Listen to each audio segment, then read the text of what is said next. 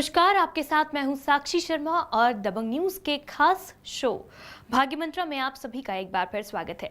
और भाग्य मंत्रा में हमारे साथ बनी है ज्योतिषाचार्य संगीता शर्मा जी। संगीता जी, भाग्य मंत्रा में आपका बहुत स्वागत है। हर एपिसोड में हम हमारे दर्शकों को उनके जीवन से जुड़ी कई सारी नई नई जानकारियां देते हैं और इस बार इस खास एपिसोड में हम बात करेंगे राजनीतिक जगत से जुड़ी। जी हाँ, कई लोग होते हैं जिनकी इच्छा होती है कि हम राजनीति में जाएं, हम एक राजनेता बने, सफल राजनेता बने, लोगों की सेवा करें। लेकिन कई बार ऐसा होता है कि प्रचार प्रसार करने के बाद भी वो सफलता हाथ नहीं लग पाती है। तो क्या आप सभी जानते हैं कि आपकी राजनीति में आने और न आने के पीछे, आपके सफलतम करियर के पीछे भी आपके ग्रहों का खेल होता है? इसी विषय पर आज हम करेंगे बातचीत। सबसे पहले संगीता जी, सबसे सीधा सवाल कि राजनीति में आने के लिए कौन से ग्रह का योगदान होता है? राजनीतिक में आने के लिए बहुत सारे ग्रहों का योगदान अति आवश्यक है। जिस प्रकार सबसे पहले सूर्य हमारे स्टेटस को फॉलोअप करता है, सूर्य हमारे क्षमता को दिखाता है। उसी प्रकार मंगल हमारी ऊर्जा को दिखाता है, बुध हमारे वाक चातुर्य और हमारी बुद्धि बल को दिखाता है, जो राजनीति का अति आवश्यक अंग है। राहु हमें चालाकी सिखाता है, कूटनीतिज्ञ बनाता है। ये सारे ग्रहों का होना जरूरी है। गुरु का साथ में होना विशेष आवश्यक है, क्योंकि जो हमारा ज्ञान है, जो हमारी में स्थिरता है, वो गुरु लाता है।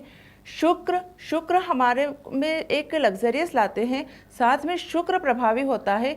तो फिल्मी दुनिया हो या राजनीतिक दुनिया हो, इसमें शुक्र का प्रभावी होना अति आवश्यक होता है। तो यह ग्रह हमारे लिए विशेष रूप से काम करते हैं राजनीतिक में आने के लिए।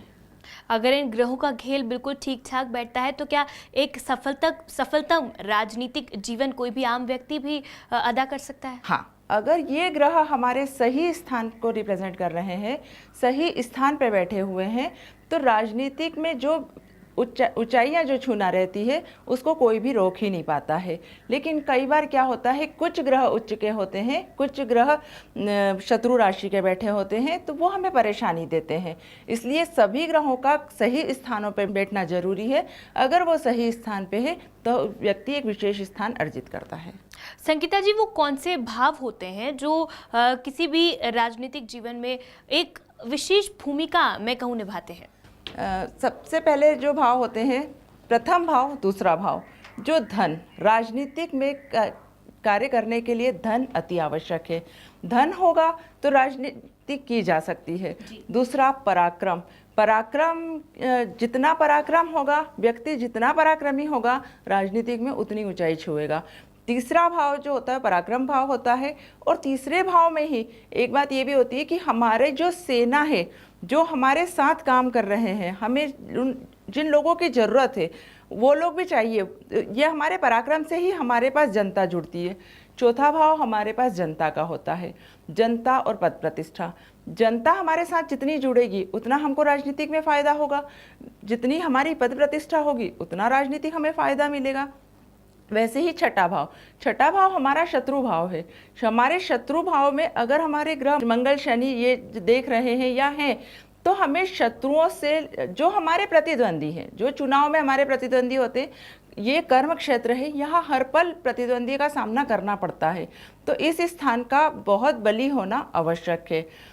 नवम भाव भाग्य से बहुत सारी चीज़ें मिलती है। दशम भाव हमारा कर्म भाव है। कर्म भाव में सभी ग्रहों के साथ साथ राहु का होना अति आवश्यक है, क्योंकि राहु एक राजनीतिक के विशेष कारक है। कूटनीति, राजनीति के कारक राहु है। जब तक राहु इस ग्रह से नहीं जुड़ेंगे, व्यक्ति सफल राजनीतिक नहीं कर पाएगा। आय का होना अति आवश्यक है। दूसरा और 11वां जब दोनों जुड़ते हैं तो आय भाव भी जुड़ेगी। पैसा आ रहा है, अच्छी आय आ रही है, ये सारी चीज़ें। अगर इसी प्रकार व्यय भाव 12वां भाव जुड़ता है तो व्यक्ति विदेशों से संबंध होते हैं। जैसे विदेश मंत्री वगैरह ये लोग जो होते हैं, इनके संबंध अगर 12वें भाव से में ग्रह जुड़ रहा है, विशेषकर राहु और शनि, विदेश से रिलेटेड कोई पद इनको मिलते हैं। तो ये थी उन भावों की बात जो राजनीति में विशेष भूमिका निभाते हैं। और अब इसके बाद राजनीति में संगीता जी, उच्च पद पाने के लिए कौन से वो ग्रह हैं जो विशेष रूप से काम करते हैं? राजनीतिक में उच्च पद पाने के लिए सूर्य का उच्च राशि का या मित्र राशि के होना बहुत अति आवश्यक है। दशम भाव में, नवम भाव में सूर्य अगर है तो उच्च पद मिलता ही है। उच्च पद मिलने के साथ में शासन प्रशासन से जुड़े हुए पद मिलते हैं। राजनीति का एक विशेष नाम ये होता है कि जो राजा के सदृश हो, जिसकी नीति पे लोग कार्य करें, जिसकी नीति उस प्रकार की हो कि जनता जिस नीति को सराहे। अगर ये इसी प्रकार की नीति है तो सूर्य का साथ में होना जरूरी है। मंगल ऊर्जा का कारक है, इसलिए सूर्य, मंगल, गुरु और राहु अगर ये सब जुड़ते हैं तो उच्च पद मिलने को कोई भी नहीं रोक सकता, परंतु ये सही भाव से जुड़े हुए हों। जिन भावों को अभी मैंने पहले बताया है उन भावों से जुड़ना अति आवश्यक है। संगीता जी, चुनाव की प्रक्रिया में बहुत सारी चीज़ें होती हैं। सबसे पहले तो टिकट की प्राप्ति होना होता है, उसके बाद जीत सुनिश्चित होगी या नहीं होगी इसे देखना होता है। कई सारी चुनावी समीकरण बनते हैं, बहुत सारी तैयारियां करनी होती हैं। तो चुनाव में सबसे पहला पड़ाव जो होता है टिकट लेना। टिकट लेने के लिए और उसके बाद जीत की ऊंचाइयों तक पहुंचने के लिए कौन से ग्रह और भाव होते हैं वो काम करते हैं? चुनाव के लिए तीसरा भाव कार्य करता है, टिकट मिलने के लिए तीसरा, चौथा और भाग्य भाव। उसके बाद में दूसरा जो देखा जाता है वो शत्रु भाव देखा जाता है, छठा भाव। छठा भाव इसलिए देखा जाता है कि जो हमारे सामने प्रतिद्वंदी है, कहीं उसकी कुंडली हमारी कुंडली से भारी तो नहीं है, और कई बार हम उसकी कुंडली कितनी भी भारी हो सामने वाले की, गोचर, कई बार गोचर को देखना अति आवश्यक होता है कि उस समय का गोचर क्या कार्य कर रहा है। जब हम चुनाव के टिकट के लिए भी जा रहे हैं तो कम से कम एक बार अपनी पत्रिका की विवेचना अवश्य करवाएं। कई बार गोचर हमारे साथ, हमारी पत्रिका बहुत अच्छी है, गोचर खराब है, गोचर खराब है, इस कारण हम सामने वाले के पास जा रहे हैं। उस दिन हमारा चंद्रमा 4, 8, 12 को रिप्रेजेंट कर रहा है, हम अपना प्रेजेंटेशन नहीं दे पा रहे सामने वाले को और हमको टिकट मिलने में दिक्कत हो रही है। तो एक बार अपनी पत्रिका किसी मनीषी को दिखाएं कि किस दिन हमें, कौन सा दिन हमारा अच्छा है, उस दिन हम टिकट की बात करने जाएं। उसके बाद जो चुनाव का पर्चा भरा जाता है उस समय भी एक बार विशेष रूप से मुहूर्त वगैरह, गोचर का ध्यान विशेष रूप से रखा जाए। जीतने के लिए अति आवश्यक है तीसरा भाव हमारा बली हो, तीसरे भाव का बली होना आवश्यक है। तीसरे भाव के ग्रहों को बली करें। तीसरे भाव के ग्रह बली होंगे, आपका पराक्रम बली होगा। आपका पराक्रम बली होगा तो जनता में जो आपकी जो सेना कार्य कर रही है, जो व्यक्ति आपके लिए कार्य कर रहे हैं, वो लोग आपके लिए ऊर्जा से कार्य करेंगे। इसलिए हमेशा अपने तीसरे भाव के ग्रह को बली करें। तीसरे भाव के ग्रह को बली करने के साथ में चौथे भाव का भी ध्यान रखें, क्योंकि वो हमारा पद प्रतिष्ठा का भाव है। कई बार न चाहते हुए भी कहीं हमारी पद प्रतिष्ठा को दाग लगता है। इस बात का विशेष ध्यान रखें कि हमारे चौथे भाव के जो ग्रह है, कहीं ऐसा तो नहीं कि कोई शत्रु ग्रह की दृष्टि हमारे घर पे पड़ रही है और इस कारण से हमारी पद प्रतिष्ठा धूमिल हो रही है। चुनाव जीतने के लिए पराक्रम और पद प्रतिष्ठा का होना अति आवश्यक है। दूसरा भाव धन का रहता है। धन, जैसा भी धन रहे, लेकिन कई बार धन होने के बाद भी चुनाव नहीं जीते हैं, ये हमने देखा है। इसलिए धन भाव के साथ में भाग्य का भाव का होना जरूरी है। हम जो धन खर्च कर रहे हैं वो हमारा भाग्य हमारा सपोर्ट कर रहा है या नहीं, इस भाव को देखना अति आवश्यक होता है। तो सुना आप सभी ने दर्शकों कि किन किन भावों की गहरी भूमिका होती है राजनीति के क्षेत्र में आने के लिए। कई सारे ग्रह हमें संगीता जी ने बताया, सूर्य है जो अति आवश्यक होते हैं शायद राजनीति के क्षेत्र में आने के लिए। लेकिन अगर मुख्य रूप से मैं बात करूं शुक्र ग्रह की, तो शुक्र ग्रह की क्या विशेष भूमिका होती है? शुक्र ग्रह फिल्मी दुनिया हो, जो भी जनता से रिलेटेड कार्य हो, जिसमें जनता में आपकी प्रतिष्ठा बने, जनता हमको पसंद करे, वो जो भी कार्य होते हैं उसमें शुक्र का होना अति आवश्यक होता है। फिल्मी दुनिया हो या राजनीति को, अगर हम जनता के बीच खड़े हैं तो शुक्र, जिसका शुक्र प्रभावी होगा, व्यक्ति उसकी ओर ज़्यादा आकर्षित होते हैं। शुक्र का प्रभावी होना अति आवश्यक है। मंगल और शुक्र राजनीति के विशेष स्तंभ हैं। अगर मंगल स्वराशि के हैं या मित्र राशि के हैं तो एक बात ये रहेगी कि व्यक्ति दबंगता से अपनी बात कह सकेगा। बुध वाणी का है, वाणी अगर अच्छी होगी, लेकिन शुक्र का साथ में होना अति आवश्यक है, क्योंकि शुक्र हमारे, जब हम जहाँ खड़े हैं, अगर लोग हमारी बात सुन रहे हैं तो हम शुक्र प्रधान व्यक्ति हैं, लोग हमारी बात सुन रहे हैं। शुक्र का प्रतिनिधित्व कई बार जो आपने देखा होगा नेता लोग वाइट कपड़े पहनते हैं, सफ़ेद कपड़े पहनते हैं, इसलिए पहनते हैं क्योंकि वो अपने शुक्र को प्रभावी करते हैं। आज पहने नहीं पहने, लेकिन पुराने समय में इस बात को जानते थे कि सफ़ेद वस्त्र शुक्र को प्रभावी करने के लिए होता है। एक जो टोपी लगाई जाती है वो केतु का कारक होता है। केतु हमारा पद प्रतिष्ठा देता है, इसलिए ये जो सफ़ेद टोपी जो नेता लोग लगाते हैं ये इसका कारक है। दूसरी बात यह है कि हमेशा इस बात का ध्यान रखें कि हमारे शुक्र को प्रभावी करने के लिए शुक्र के जितने भी उपाय हैं वो हमेशा करते रहें। तो अगर आप भी राजनीति में जाने के इच्छुक हैं तो जो भी उपाय संगीता जी ने बताए आप उन्हें करके देखें, निश्चित आप सभी को सफलता मिलेगी। हम देखते हैं संगीता जी कि कई सारे तरह के चुनाव होते हैं, कई सारे मंत्रिमंडल के लिए होते हैं, निगम के चुनाव होते हैं, राष्ट्रीय राजनीति के चुनाव होते हैं, लेकिन अगर विशेष तौर पर देखा जाए, अगर हम बात करें इंदौर में भी चुनाव होते हैं मंत्री पद के लिए, निगम अध्यक्ष पद के लिए, क्या अलग अलग पदों के लिए भी अलग अलग ग्रह काम करते हैं? जो हमारे स्थानीय चुनाव होते हैं, स्थानीय चुनाव के लिए मंगल राहु अगर ये भी प्रभावी है तो छोटे छोटे जो चुनाव हैं वो हम जीत सकते हैं। अगर मंगल राहु शनि और शुक्र प्रभावी हैं तो राज्य स्तरीय जो चुनाव होंगे वो जीते जा सकते हैं। परंतु राष्ट्रीय चुनाव के लिए हमारे 5 ग्रहों का बली होना अति आवश्यक है। उसके बाद भी पंच महापुरुष में से कम दो योग होना अति आवश्यक है। अगर वो योग होते हैं तो ही हम चुनाव, जो बड़े चुनाव होते हैं, वो जीतते हैं।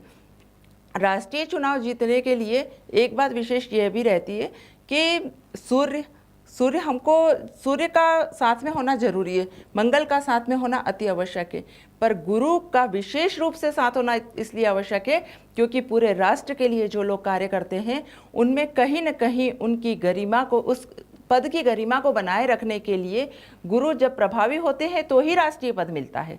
तो गुरु का प्रभावी होना अति आवश्यक होता है। बुद्ध वाणी का है, बुद्ध रोम रोम में बसा हुआ है। कई बार हम देखते हैं कि जो हमारे राष्ट्रीय महानुभाव हैं वो जब बात करते हैं तो उनकी बात लोग घंटों सुनते हैं क्योंकि उनका बुद्ध प्रभावी है। बुद्ध प्रभावी होने के साथ साथ उनमें ऊर्जा भी है, इतनी ऊर्जा से कार्य करते हैं। उस ऊर्जा के कार्य के लिए मंगल का होना अति आवश्यक है और साथ में शनि का होना बहुत ज़्यादा जरूरी है क्योंकि हर कैसी भी स्थिति हो शनि निपटने की क्षमता देते हैं।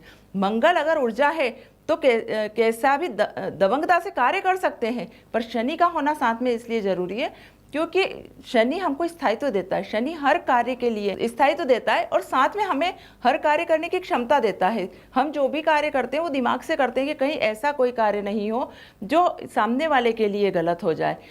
हम लोग जज की भूमिका निभाते हैं, वो लोग जज की भूमिका निभाते हैं, इसलिए इन 5 ग्रहों का विशेष होना जरूरी है और पंच महापुरुष में से कम 2 योग होना अति आवश्यक है।